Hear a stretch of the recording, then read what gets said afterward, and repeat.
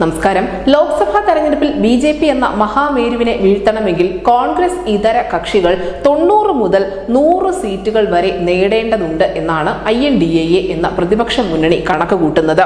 കോൺഗ്രസ് ലക്ഷ്യമിടുന്ന 110 മുതൽ 120 വരെ സീറ്റുകൾ നേടിയാലും മറ്റ് കക്ഷികൾ, ഈ പ്രതിപക്ഷ മുന്നണിയിലുള്ള മറ്റ് സഖ്യകക്ഷികൾ കൂടി ഗണ്യമായി അവരുടെ സീറ്റ് നില ഉയർത്തിയെങ്കിൽ മാത്രമേ ബി.ജെ.പിയെ താഴെ ഇറക്കുക എന്ന അവരുടെ ലക്ഷ്യം പൂർത്തിയാക്കാൻ സാധിക്കൂ.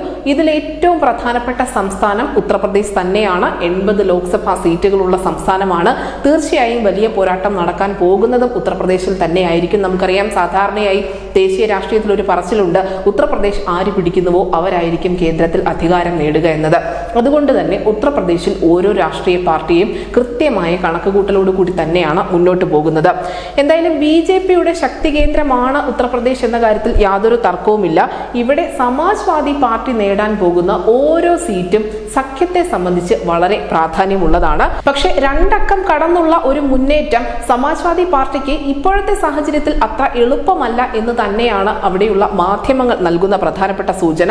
ഉത്തർപ്രദേശിൽ 2019 ലോക്സഭാ തെരഞ്ഞെടുപ്പിൽ വെറും 5 സീറ്റുകൾ മാത്രമാണ് അഖിലേഷ് യാദവിന്റെ പാർട്ടിയായ സമാജ്വാദി പാർട്ടി നേടിയിട്ടുള്ളൂ. ആ 2019 5 എന്ന സംഖ്യയിൽ നിന്നും 2024 എത്തുമ്പോൾ എന്ത് മാജിക് ആണ് ഇവർ പ്രതീക്ഷിക്കുന്നതെന്ന കാര്യം വ്യക്തമല്ല.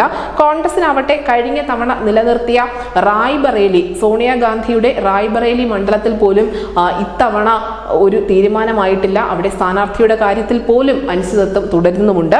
സമാജ്വാദി പാർട്ടിക്ക് വിമത ശല്യമുണ്ട് എന്നതാണ് ഇപ്പോൾ അവിടെ നിന്നും പുറത്തു വരുന്ന ഏറ്റവും പ്രധാനപ്പെട്ട വാർത്ത. അത് വരുന്നത് മറ്റെങ്ങു നിന്നുമല്ല, കോൺഗ്രസ് പാളയത്തിൽ നിന്ന് തന്നെയാണ്.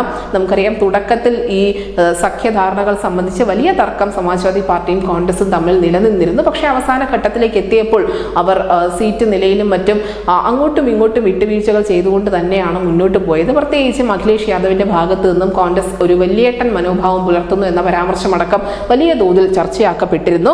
എന്തായാലും ഈ വിമത ശല്യം മാത്രമല്ല സമാജ്വാദി പാർട്ടിയെ കുരുക്കിലാക്കുന്നത്, മറിച്ച് അധ്യക്ഷനായ അഖിലേഷ് യാദവ് ഇക്കുറി മത്സരത്തിനില്ല എന്നതുകൂടിയാണ്. തീർച്ചയായും ഒരു പാർട്ടിയുടെ തലപ്പത്തുള്ള ആൾ മത്സര രംഗത്തുണ്ടെങ്കിൽ മാത്രമേ ആ മത്സരത്തിന് വാശിയും വീറുമേറുകയുള്ളൂ. അങ്ങനെ മാത്രമേ അണികളിലേക്ക് കൂടുതൽ ഒരു ഊർജം പകർന്നു നൽകാൻ പാർട്ടിക്ക് സാധിക്കുകയും ചെയ്യുള്ളൂ.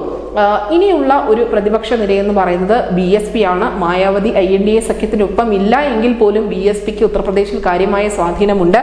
പക്ഷേ 2019 നേടിയ സീറ്റ് നിലയൊന്നും മായാവതിക്കും കൂട്ടർക്കും ഇക്കുറി സ്വപ്നം കാണാൻ പോലും സാധിക്കുകയില്ല.